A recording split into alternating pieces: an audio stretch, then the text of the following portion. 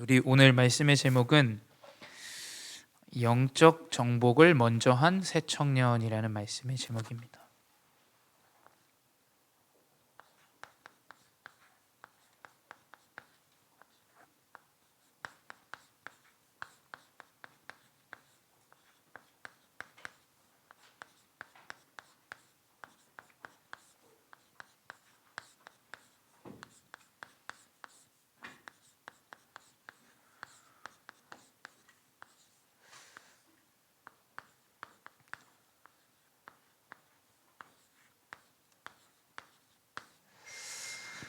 영적 정복을 이번 한 주 여러분들이 먼저 회복하시기 바래요. 말씀대로 여러분이 언약을 붙잡고 도전한다면 그 하루하루가 쌓여서 여러분의 미래가 되어질 겁니다. 대부분 사람들은 걱정하고 염려하고 또 뭐 코로나로 지난주 우리 강단에서도 목사님께서 두려워하지 말고 염려하지 말아라. 그만큼 사람들이 많은 것들을 염려하고 두려워하고 있어요. 또 특별히 우리 렘넌트들마저도 꿈을 꾸고 미래를 생각해야 되는 나이고 그런 시기인데도 많은 사람들이 꿈을 잃고 미래에 대해서 생각할 수 없고 두려워하고 걱정하고 염려하는 시대입니다. 이 가운데 여러분들이 가장 먼저 해야 되는 것은 영적인 정복이에요.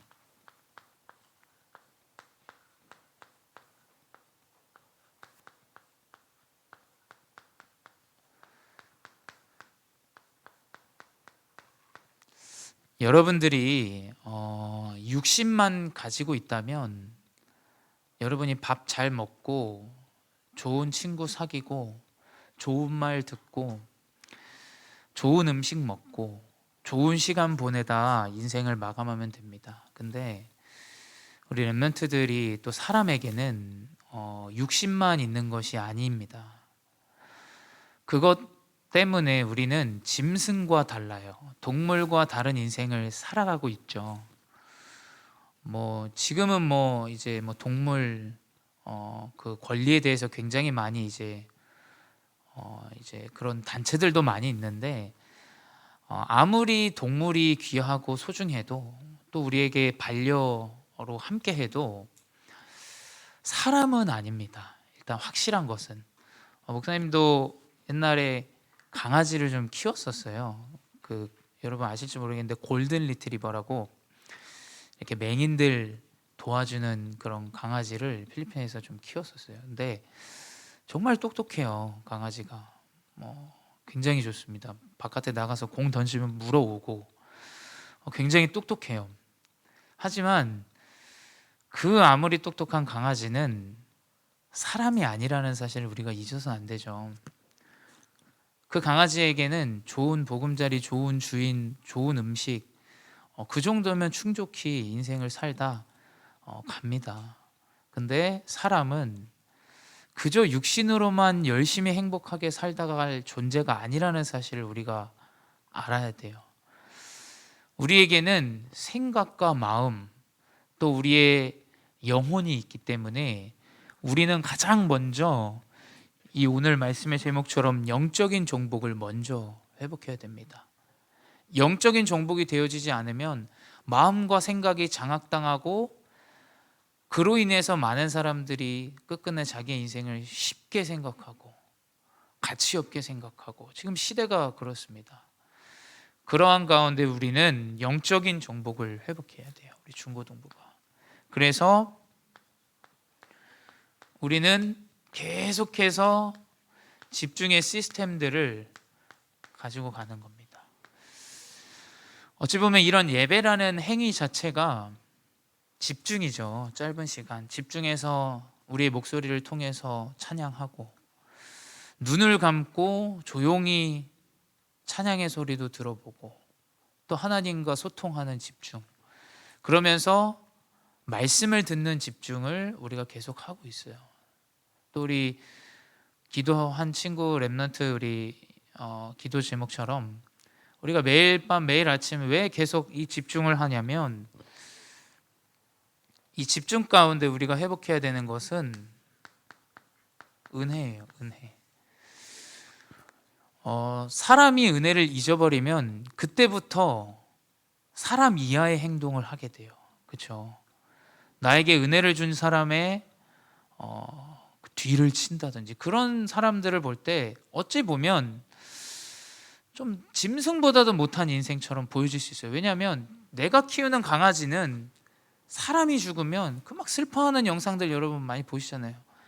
그 강아지에게도 그 감성이라는 건 있어요. 그 feeling이라는 건 뭔가 슬프다, 아프다, 배고프다. 근데 사람이 은혜를 잊어버리면 그때부터 완전히 무너지게 돼요. 이거는 아무것도 보이지 않는 인생으로 살아가게 돼요. 우리 중고등부 랩런트들이 교회 또 우리 교사, 우리 중직자분들의 은혜를 절대 잊어서는 안 돼요. 그거를 목사님도 굉장히 많이 고민이 돼요. 이번에도 좀 그런 계기가 있었고 무작정 우리 랩런트들을 다 경제적으로 도와주고 하는 것들이 좋은 것 같지가 않다라는 생각이 들었어요. 뭐 우리 중직자분들이 여러분들 뭐 밥 사주면서 기록해놓고 여러분 뭐 나중에 얻어먹어야지 이럽니까? 교회가 여러분 이렇게 기도해주면서 뭐 여러분에게 득을 보려고 하는 게 없어요. 여러분 교사분들도 마찬가지. 근데 여러분들이 자꾸 그 은혜를 너무 가볍게 여기고 아무 가치 없는 것처럼 여길 때가 너무 많아요.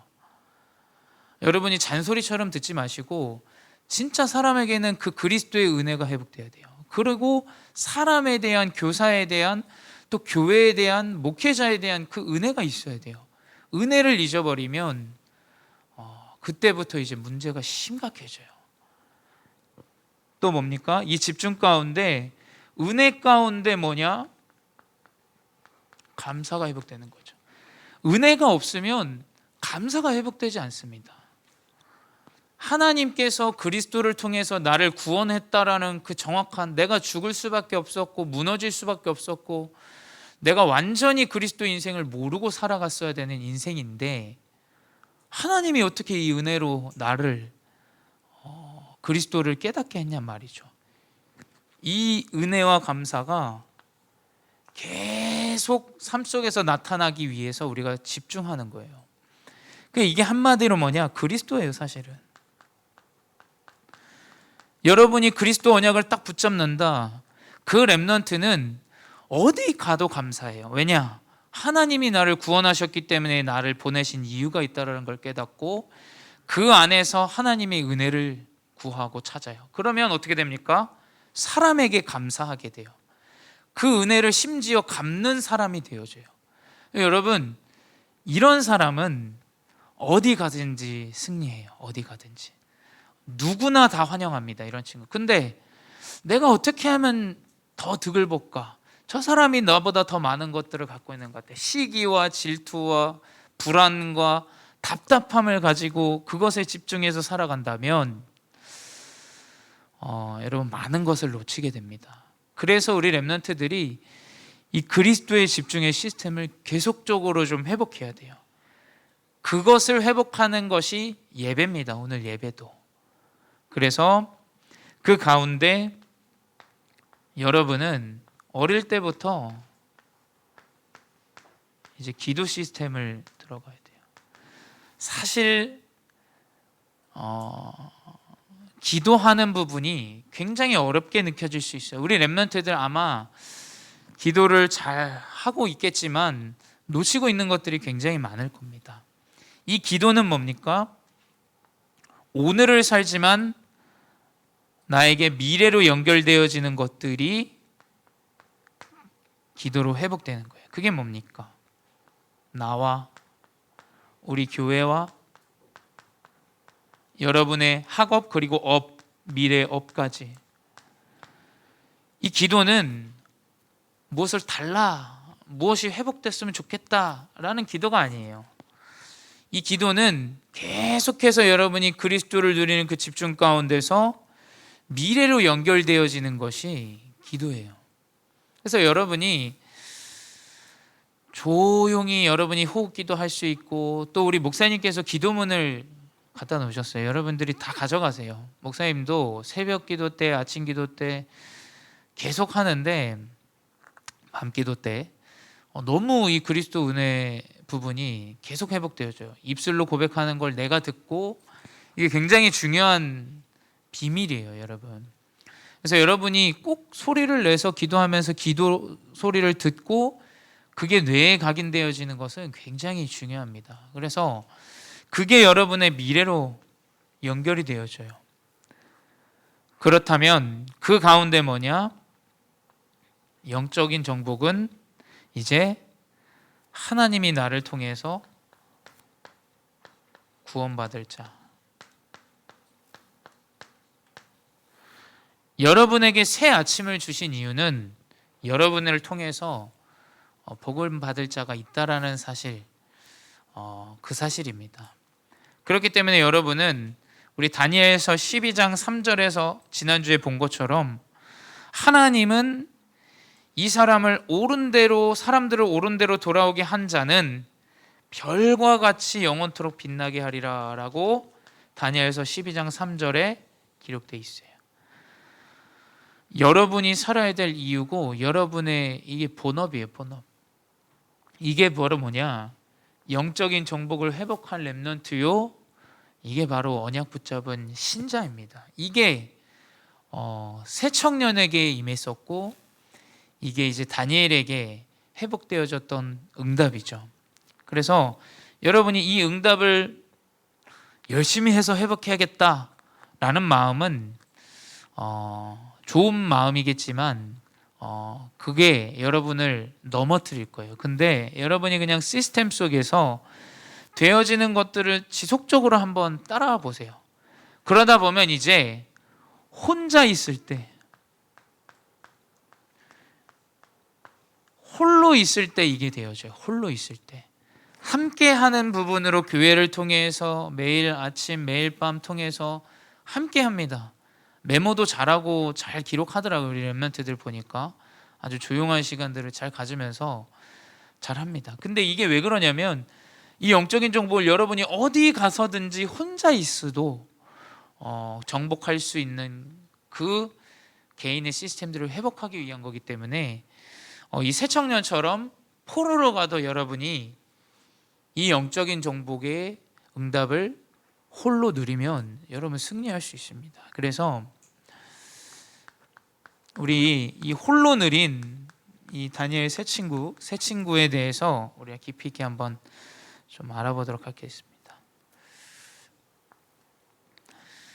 이 바벨론에 포로로 잡혀간 상황이에요. 여러분 다 아시겠지만 지난주도 다니엘도 마찬가지고요. 포로로 잡혀간 상황 가운데 그 강대국을 통해서 이제 사단의 전략을 볼 수가 있죠.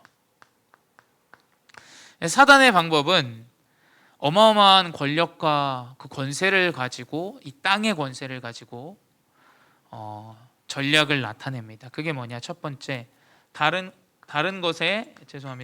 집중을 하게 하죠. 이 영적인 것에 집중이 아닌 다른 것에 집중하게 하는 첫 번째 뭐냐? 다니엘서 3장 1절에 보게 되면 느부갓네살 왕이 금으로 신상을 만들었으니,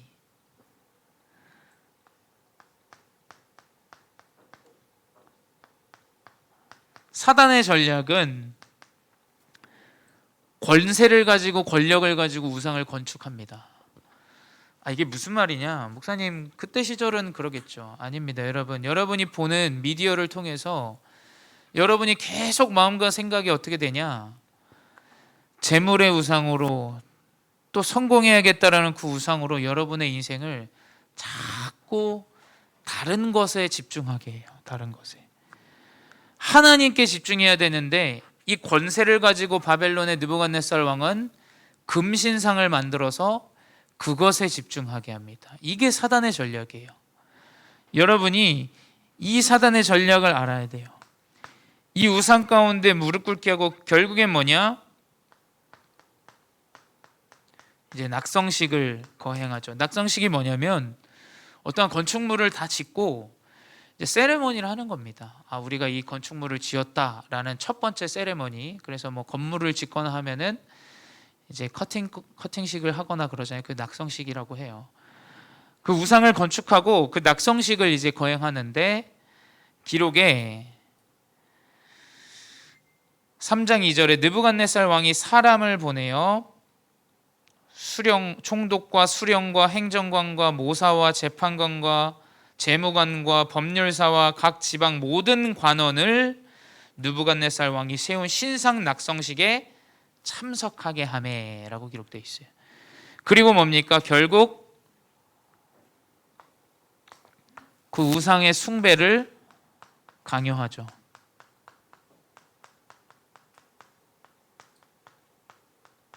강요합니다. 5절에 뭐라고 기록되어 있냐? 너희는 나팔과 피리와 수금과 사면금과 양금과 생황과 및 모든 악기 소리를 들을 때에 엎드려 느부갓네살 왕이 세운 금신상에게 절하라 라고 기록되어 있어요. 그 말은 뭐냐? 이 사단의 전략은 우상을 만들어 놓고 그것에 엎드리게 해요. 지금은 그 일제시대처럼 또 바벨론처럼 그 강요하는 시대가 아니에요. 마음과 생각을 딱 잡아서 여러분이 그것을 완전히 선택하게, 더 무서운 시대예요. 사실은 더 무서운 시대. 여러분 스스로가 우상의 숭배를 선택하게 만드는 시대예요. 지금이. 그래서 뭐냐, 저 재물이, 저 어마어마한 성공이, 저 재물, 저 육신이 어마어마하게 보이면서 그것을 선택하고 그것을 따라가게 하고 그것에 무릎 꿇게 해요.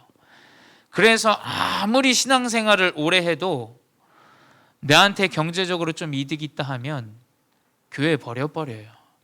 그리스도 버려버리고 등 져버립니다. 그런 사람 너무 많이 봤어요. 아마 오랫동안 신앙생활 하신 분들은 많이 보셨을 거예요. 진짜 여러분이 은혜와 감사, 이 그리스도에 대한 집중의 시스템이 없다면 싹 변해버려. 싹. 나에게 이득이 조금 있다, 혹은 나에게 조금 피해가 있다, 그럼 이제 싹 돌려버려요. 그게 뭐냐? 사단의 전략이에요. 사단의 전략. 완전히 그리스도가 아닌 다른 것에 집중하게 하는 거예요. 두 번째 뭐냐? 그래서 우리 렘넌트는 다니엘이 회복한 영적인 정복을 언약으로 붙잡길 바래요. 죄송합니다. 다니엘이 아니라 새 친구죠. 이 새 친구들이 회복했던 영적인 정복은 뭐냐? 하나님의 방법이에요. 하나님의 방법.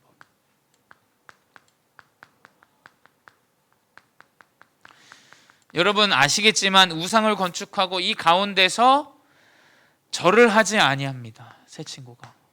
근데 그때 유다 사람들을 참소하죠. 참소라는 건 고자질했다라는 거예요. 고자질. 왕에게 이 유다인들이 그 낙성시기에서 많은 악기들이 울릴 때 무릎 꿇지 않고 절하지 않았다라는 것을 왕에게 이제 전달하죠. 그 가운데 이제 왕이 3장 14절 15절에 보게 되면 이제 육신적인 기회를 줘요. 자, 이때 달콤한 육신의 기회가 딱 주어집니다. 왕이 이 새 친구에게 뭐라고 하냐, 원래는 왕이 시킨 이 금신상에 절하지 않았다 바로 참수해요. 근데 이 새 친구가 워낙에 똑똑하고 지혜롭고 국가에 많은 번영과 번성에 영향을 주는 공무원이었기 때문에 왕이 따로 부릅니다. 그래서 이제 이들에게 이야기하죠. 3장 15절에 뭐라고 기록되어 있냐?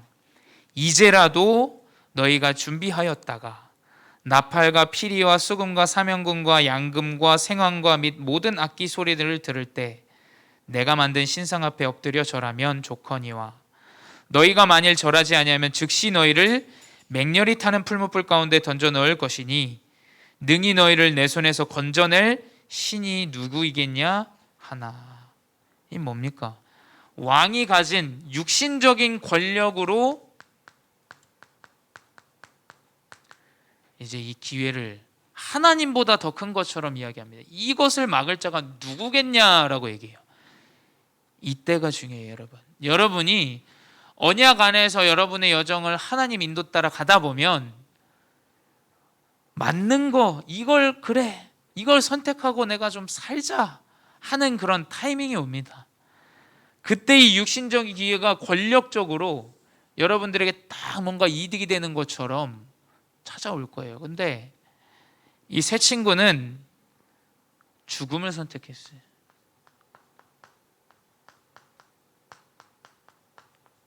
사람들은 이야기하겠죠. 야, 저 멍청한 인간들 저거. 아니, 왕이 그냥 참수할 수 있는 걸 한 번 더 기회를 줘서 그 권력 가운데 그 선택을 하게 했으면, 아휴, 미련한 인간. 하나님이 뭐라고 보이지도 않는 거. 세상은 다 그렇게 얘기해요. 그 시대 가운데, 그러한 현장 가운데, 그러한 사람들 가운데 이 다니엘 세 친구는 조롱당하면서 죽음을 선택합니다. 그래서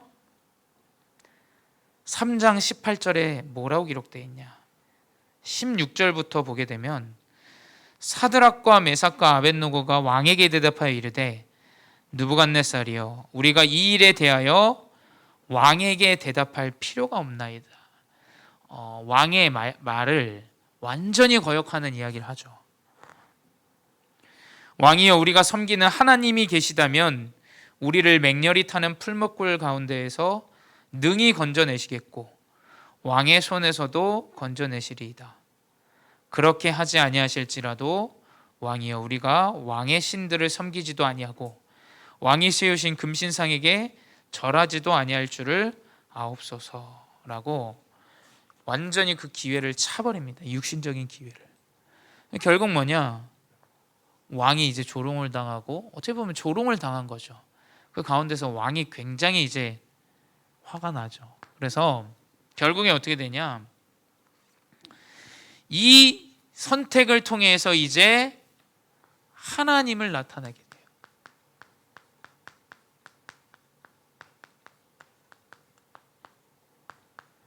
여러분은 뭐냐, 문제인 것처럼 보이는 그 가운데 여러분이 어릴 때부터 집중하고 가지고 있던 그 시스템 속에서 여러분 하나님의 역사가 이제 나타나게 되는 거예요. 결국 그 한 사람 때문에 하나님이 살아계심이 나타나게 돼 있어요.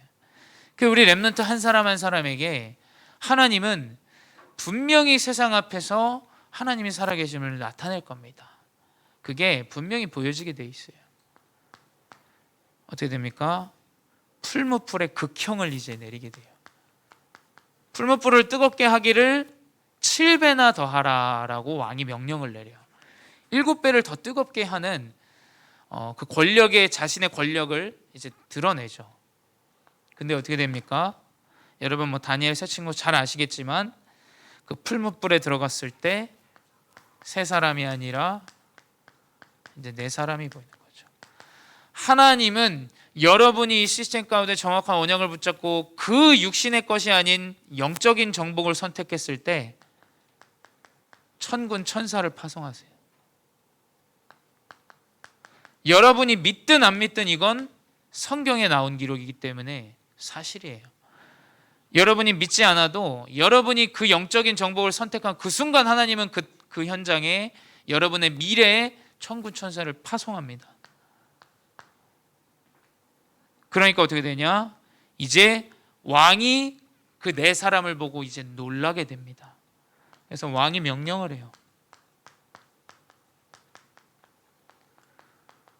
어떤 명령을 내리냐? 3장 29절에 뭐라고 기록되어 있냐? 그러므로 내가 이제 조서를 내리노니 각 백성과 각 나라와 각 언어를 말하는 자가 모두 사드락과 메삭과 아벳느고의 하나님께 경솔히 말하거든 그 몸을 쪼개고 그 집을 거름터로 삼을지니 이는 이같이 사람을 구원할 다른 실이 없음이니라 하더라. 아멘. 뭡니까? 결국에는 왕이 하나님을 인정하게 되고 알게 되어져요. 여러분이 가는 현장에 언약을 붙잡고 나아가면 여러분을 통해서 하나님이 나타나게 돼요. 저 사람은 뭔가 비밀이 있어. 이상하게 불안해하지도 않고 염려하지도 않고 답답해하지도 않고 화를 쉽게 내지도 않고 저 사람 뭔가 비밀이 있어. 그게 바로 뭐냐? 왕이 본 거예요. 새 친구들을 통해서 하나님이 살아계심이. 네 번째 뭐냐? 그러니까 어떻게 되냐? 당연히 원하지도 않았습니다. 원하지도 않았는데 이제 이들의 자리가 30절에 보게 되면 왕이 드디어 사드락과 메삭과 아벳느고를 바벨론 지방에서 더욱 높이니라. 이 새 청년의 직위가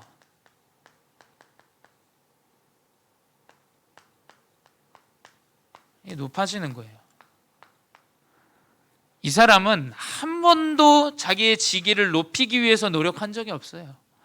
자신의 영적인 시스템 가지고 뜻을 정한 것을 가지고 나아갔는데 자리가 올라갑니다. 여러분, 막 성공하려고 여러분 보는 것들 통해서 아마 그것들이 대단해 보이고 여러분 내가 이렇게 살아서는 안 되겠네 생각할 거예요. 근데 여러분, 언약 붙잡고 그 여정을 천천히 가보세요. 가다 보면 하나님은 노력하지도 않았는데 나의 자리를 언젠가 갑자기 올려놓을 때가 와요. 그건 하나님이 역사해야 돼요. 여러분이 노력해서 내가 열심히 밤잠 설쳐가면서 공부하니까 이렇게 됐다. 그건 하나님의 역사가 아닙니다, 여러분. 하나님이 나와 함께 하시기 때문에 나의 직위를 하나님께서 높이시더라. 이게 진짜 하나님의 역사예요. 그래서 결론은 뭐냐?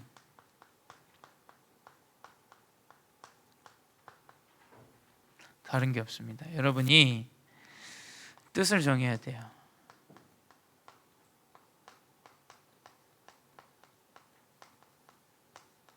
우리 렘넌트들이 이제 말씀은 어느 정도 여러분이 조금 이제 따라오고 메모도 잘 하고 여러분이 아마 잘 인도받고 있는 것 같아요.